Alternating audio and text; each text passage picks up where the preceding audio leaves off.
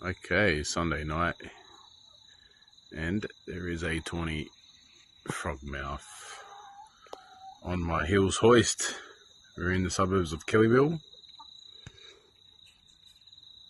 and my chooks have woken up. There we go, a couple of eyes of browns there, and the tawny frogmouth probably eyeing off my chooks. I'm probably about 6 feet away from it, so not too far. How good is that?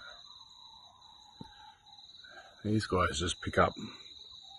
I've seen them swoop down. They pick up cockroaches and crickets and moths that fly along top of the grass down here.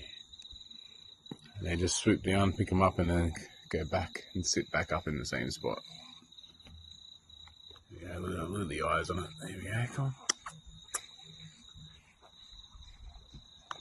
Look at that.